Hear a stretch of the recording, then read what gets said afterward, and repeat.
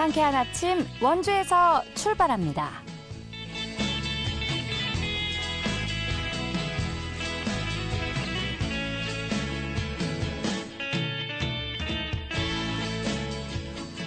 안녕하십니까. 4월 1일 월요일 KBS 원주방송국에서 보내드리는 상쾌한 아침 원주에서 출발합니다. 저는 진행의 이은주입니다. 4월의 첫날인 오늘 낮 기온이 최대 23도까지 오르면서 포근한 날씨가 예상됩니다. 이제 완연한 봄이 찾아오려는 만큼 옷장 속에 예쁜 봄옷을 꺼내주셔도 좋겠는데요. 주말 내내 기승을 부리던 황사도 대부분 물러가서 미세먼지 농도 보통 수준 보이겠습니다. 다만 낮과 밤의 기온은 여전히 15도 이상 차이가 날 것으로 보여 건강관리에 유의해 주셔야겠고요. 당분간 강원 영동을 중심으로 대기가 건조하겠습니다. 작은 불씨가 큰 화재로 번지지 않도록 화재 예방에도 신경 써주시기 바랍니다. 자, 오늘 준비한 소식입니다. 제22대 국회의원 선거를 앞두고 지역구 주요 정당 후보들과 이야기 나눠보는 시간 갖고 있는데요. 오늘은 홍천 횡성 영월 평창 지역구에 출마하신 더불어민주당 허피롱 후보를 전화로 연결해서 총선 출마 의지와 주요 공약에 대해 살펴보겠습니다. 또 원주시가 폐업 또는 이전 등으로 주인 없이 방치되는 간판을 무상으로 정비하는 사업을 실시하는데요. 리포터 현장에서 알아보도록 하죠. 4월 1일 월요일 상쾌한 아침 원주에서 출발합니다.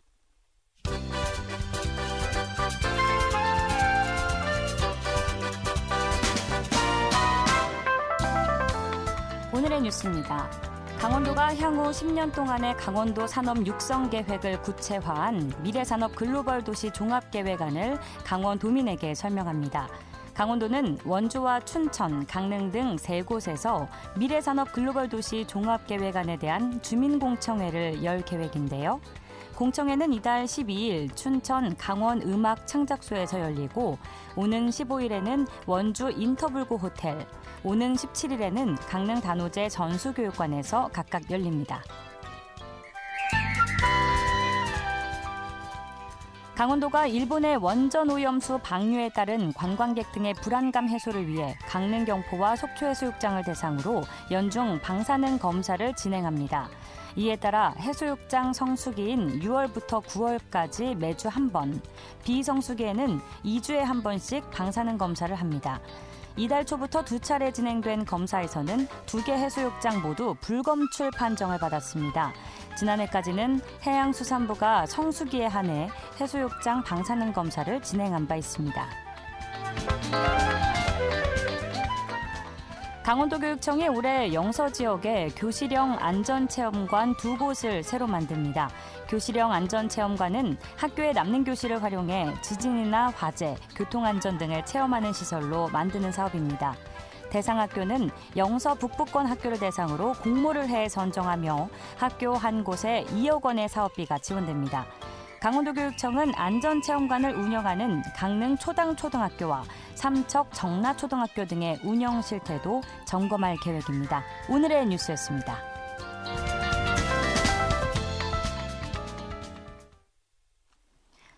제22대 총선 특집으로 진행되는 상쾌한 아침 원주에서 출발합니다. 함께하고 계십니다.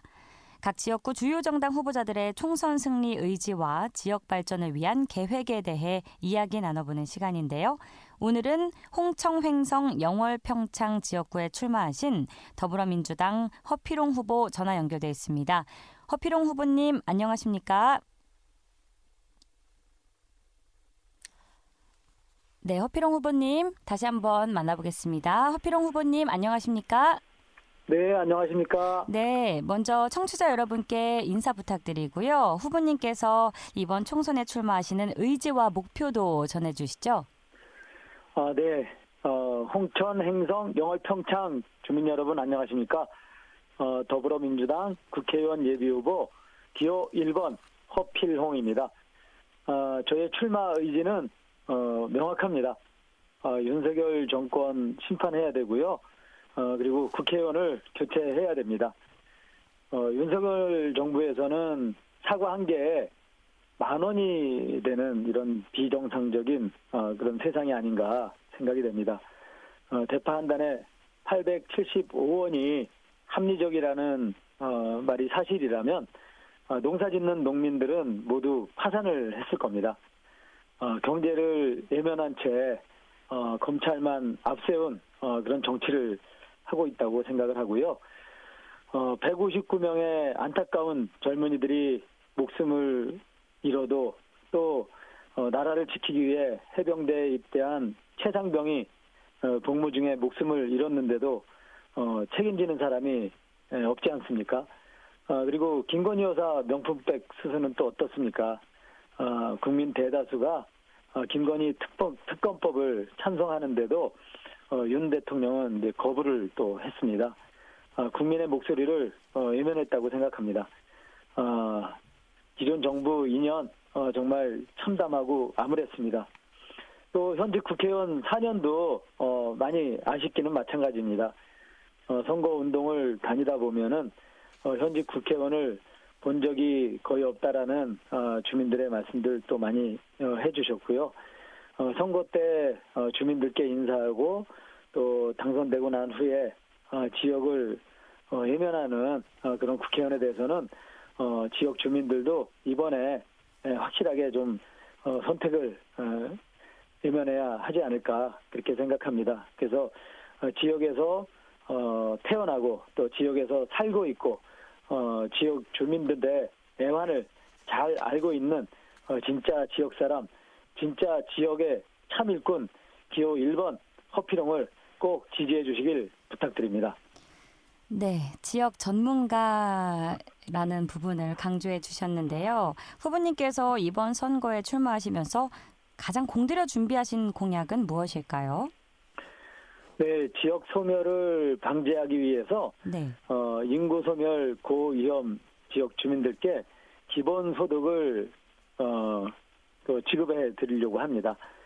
홍천, 행성, 영월, 평창 지역의 지난해에 출생아 수를 보면 홍천이 271명, 행성 125명, 영월 102명, 평창은 100명도 안 되는 89명밖에 되지를 않습니다. 그래서 기본소득으로 이 큰 문제를 해결을 해야 된다고 생각하고요. 청년에게는 새로운 희망을 그리고 어르신들께는 노후 빈곤에 대한 불안감을 없앨 수 있다고 생각합니다. 그리고 이 사업을 지역사랑 상품권으로 지급을 하게 되면 지역 경제 활성화에도 큰 도움이 될 수 있을 것입니다. 지난 28일 TV 토론회에서 상대 후보님이 외국에서 기본소득이 다 실패를 했다고 이제 말씀을 하셨는데요. 제가 토론회가 끝난 후에 또 나름 찾아보니까 캐나다는 기본소득 도입으로 인해서 빈곤율이 1년 만에 절반으로 줄어들었다는 그런 통계 자료도 있기도 합니다.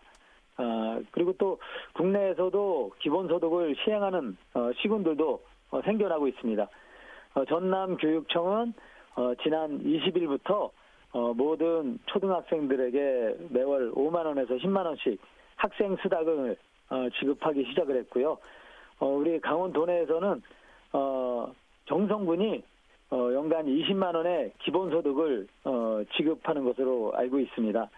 그리고 2012년 박근혜 전 대통령의 노인 기초연금 공약도 지역소멸 고위험 지역 기본소득 수당과 똑같은 기본소득입니다.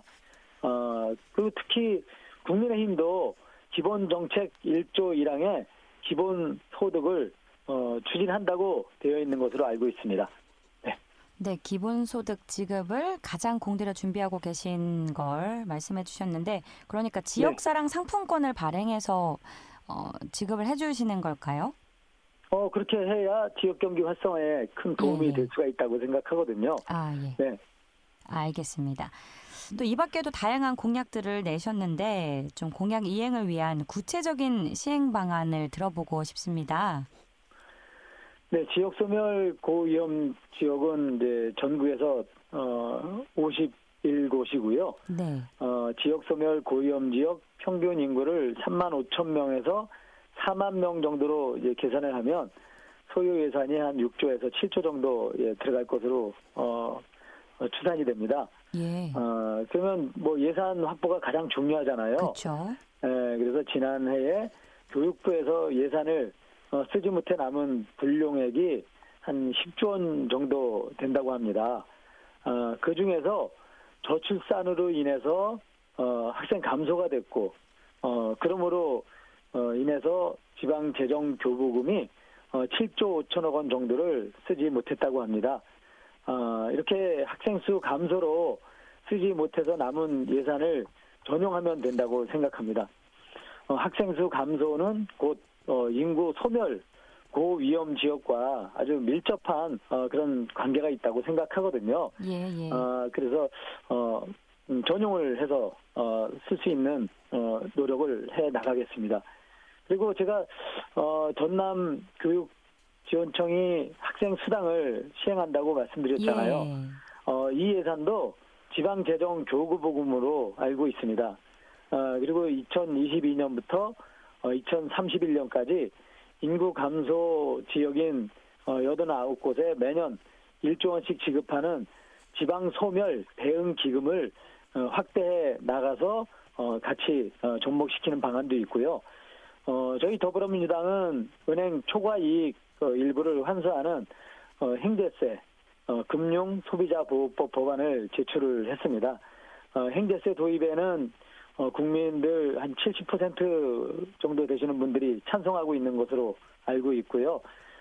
국내은행의 지난해 전체 수익 중은 수익이 한 65조 원 정도 되는데 그중에서 이자 수익이 56조 원으로 은행 총수익의 한 90% 정도 가까이 됩니다.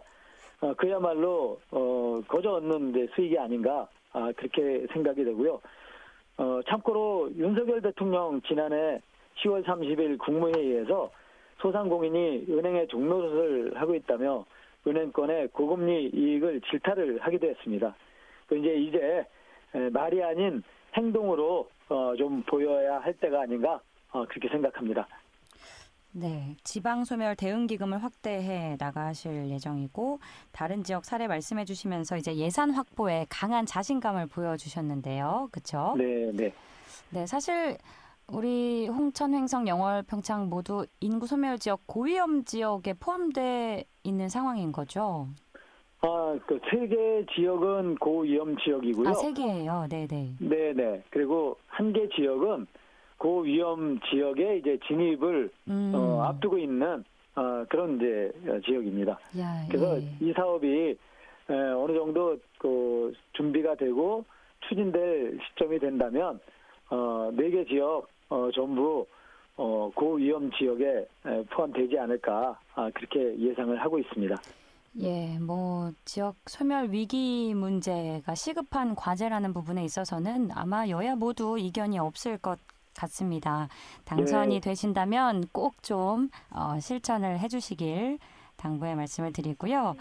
네, 네. 네, 최선을 다하겠습니다. 네, 알겠습니다. 또 같은 지역구에서 맞붙게 된 후보죠. 국민의힘 유상범 후보 정치력에 대해서 좀 평가를 해보신다면 어떤 의견이실까요? 네, 뭐 정치력 하게 되면 뭐 그 중앙의 정치, 뭐 지역의 정치, 또 지역 주민분들과의 어떤 그 밀접한 관계 뭐 이렇게 이제 몇 가지로 볼 수가 있는데요. 예. 일단 그 상대 후보님은 지역 그 주민들보다 아마 중앙 쪽 위주로 일을 해오셨지 않나 그렇게 생각을 합니다. 뭐 많은 분들이 또 윤핵관이라고 하기도 하잖아요. 그리고 실제로 본인이 홍천, 횡성, 영월, 평창 이 지역구 국회의원이신데 지난 그동안 이제 생활하고 살았던 곳이 강남입니다. 예, 그래서 선거가 다가오니까 지난해 6월 영월로 주소지를 이전했다고 합니다. 근데 뭐 실제로 거기에 사시는지는 이제 모르겠지만 아마 그 부분은 뭐 확인이 좀 이제 필요할 수 있을 것 같고요. 아마도 선거가 끝나면 다시 원래 사시던 곳으로 또 다시 돌아가시지 않을까 그렇게 생각을 하고 있습니다. 지역에 살지 않으시니까 지역에 아마 관심이 많지 않으실다고 생각되고요. 지난간 4년간 보면 이제 우리 지역 주민들은 어렵고 또 힘들고 고통스러운 그런 뭐 삶의 애환도 많이 있는데 그런 부분들을 좀 적극적으로 풀어주시지 못했던 그런 좀 아쉬움이 있지 않나 생각됩니다. 제가 지역을 또 이렇게 열심히 다니다 보니까 국회의원님 이제 얼굴을 잘 보지 못했다는 이제 그런 지역 주민들이 이제 말씀을 많이 해주시고요. 무언가 이렇게 건의하거나 또 부탁할 수 있는 그런 부분들이 지역 주민들이 좀 다소 아쉬웠다라는 그런 말씀들도 이제 많이 듣고 있습니다. 그리고 더 아쉬운 부분 중에 하나는 저희 지역의 그 예산 관계된 부분입니다. 지난해에 비해서 예산이 대폭 삭감이 된 이제 지역들이 있거든요. 그 홍천군 같은 경우에는 683억 원, 행성군은 257억 원 정도씩 이렇게 확 줄게 됐습니다. 이렇게 줄어드는 예산은 그 피해가 고스란히 우리 지역 주민들께 돌아갈 수밖에 없다고 생각하고요. 중앙 정치에 집중하다 보니까 지역에 가장 필요한 것 중 하나인 예산 확보가 이제 많이 미흡하지 않았나 그렇게 생각됩니다. 그래서 저는 뭐 예산 확보도 이제 군수하면서 이제 많이 했었기 때문에 그런 쪽에서 또 경쟁력이 있고 일을 잘할 수 있다라는 생각이 듭니다. 기호 1번 허필홍 꼭 부탁드립니다. 네, 관련된 질문이 될 것 같은데 후보님께서는 홍천의 대선 군수를 지내시면서 홍천 지역의 발전을 이루신 가장 큰 성과는 어떤 걸 꼽으실 수 있을지 궁금해요. 예산을 강조해 주셨는데 성과라면 또 어떤 게 있을까요? 네, 뭐 예산 확보가 이제 사실 가장 컸던 부분이고요. 예. 제가 군 지역 예산 중에서 예산 증가율 전국 1위를 또 이렇게 하기도 했습니다. 뭐 첫 번째 임기 중에는 한 50%, 두 번째 임기 중에는 이제 그 이상 예산을 이제 증액을 시켰고요. 이렇게 탄탄한 그 재정 상황은 홍천군의 이제 빚도 그 당시에 다 갚고 지역 발전 그리고 주민의 행복을 위해서 잘 쓰여졌다라는 말씀을 드리겠습니다. 그리고 코로나 팬데믹의 위기 사태 때 모든 국민들께 재난지원금을 지급해드려서 우선적으로 급한 경기적인 어려움을 해결을 했다라는 이제 그런 말씀을 또 드리겠고요. 가장 기억에 남는 것 중에 하나는 홍천군과 춘천시의 공동 화장장 건립입니다. 우리 지역에 화장장이 없어서 인근 지역 화장장을 이용하려다 보면 비용도 많이 내지만 또 차별을 당하고는 했었거든요. 예. 그래서 화장장은 반드시 필요한 시설이지만 혐오 시설이라서 주민들이 지역에서 이제 반발이 상당히 있는 그런 사업이기도 합니다. 그래서 고심을 많이 했었는데요. 마침 정말 잘 된 것이 우리 춘천시에서도 적극적으로 협조를 해주셔서 가까운 거리에 공동 화장장을 건립을 하게 됐습니다. 그래서 그 결과 우리 홍천 주민들께는 기존 이용료의 한 10분의 1 가량 내면 되고요. 그리고 또 편리하게 대우받으면서 이용할 수 있는 그런 상황이 만들어진 부분이 가장 기억에 남는 이제 사업 중에 하나입니다. 알겠습니다. 사실 홍천, 횡성, 영월, 평창 지역구는 전국 선거구 중에서 가장 넓지 않습니까? 서울 면적의 9배 수준이라고 하는데 이 4개의 군 지역을 모두 좀 아우르는 그런 발전을 만들어주시길 부탁드리고요. 시간 관계상 마지막 질문이 될 것도 같은데요. 방송을 듣고 계신 유권자분들께 이번 총선에서 더불어민주당 허필홍 후보를 선택해야 하는 이유 들어보면서 마무리할까 합니다. 네. 존경하는 홍천, 횡성, 영월, 평창 주민 여러분, 요즘 살만하십니까?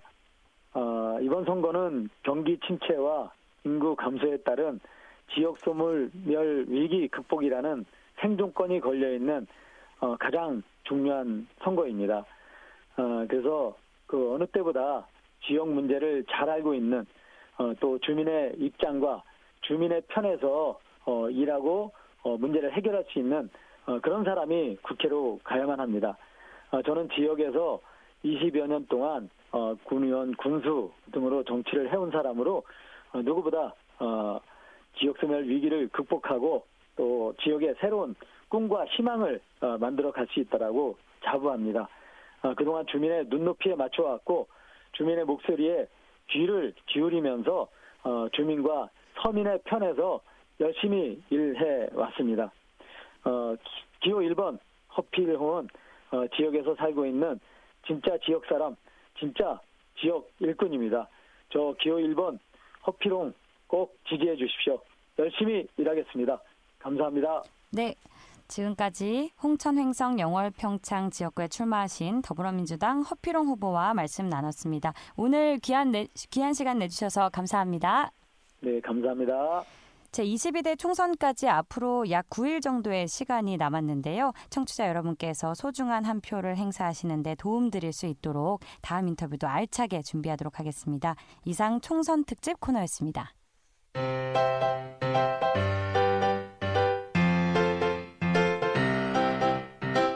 KBS 원주방송국이 유튜브 다시 듣기 서비스를 실시합니다. 매일 아침 강원 영서남부권의 뉴스와 정보를 전해드리는 상쾌한 아침 원주에서 출발합니다는 KBS 원주라디오 유튜브 채널을 통해 다시 들을 수 있습니다.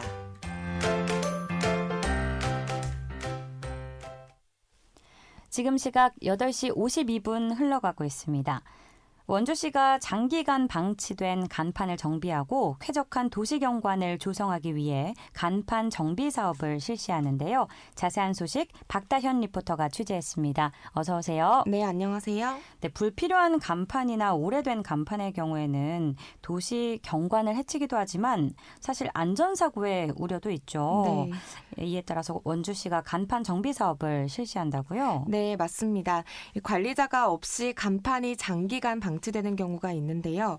영업을 하던 업체가 그 자리에서 떠나거나 사라졌는데도 이 간판은 그대로 남아있는 모습을 오래된 상가 건물에서 흔히 볼 수 있습니다. 이 간판의 경우 가게를 이전하거나 폐업할 때 업주가 직접 철거해야 하는데요. 하지만 그 당시 철거되지 못한 간판들이 건물주의 몫으로 남아있는 겁니다. 이 몇십만 원대 철거 비용을 자부담하기 싫은 건물주들은 그대로 방치하고 있는데요. 원래라면 간판 주인이 관련법상 3년마다 지자체 측에 안전검사를 요청해야 하는데 이 주인 없는 간판은 검사를 요청할 사람조차 없게 돼 골칫거리였습니다. 이에 원주시에서는 2024 주인 없는 간판 정비 사업을 실시하는데요. 자세한 내용 원주시 건축과 이광염 담당자 이야기 들어보겠습니다.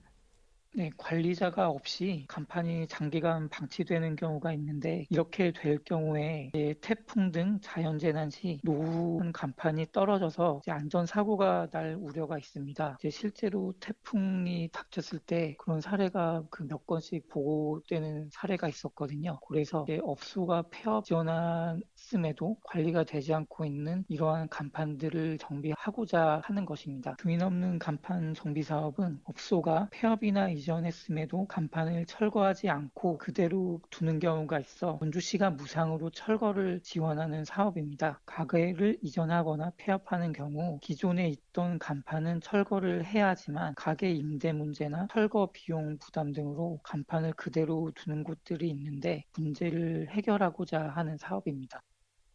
결국은 비용 문제네요. 네.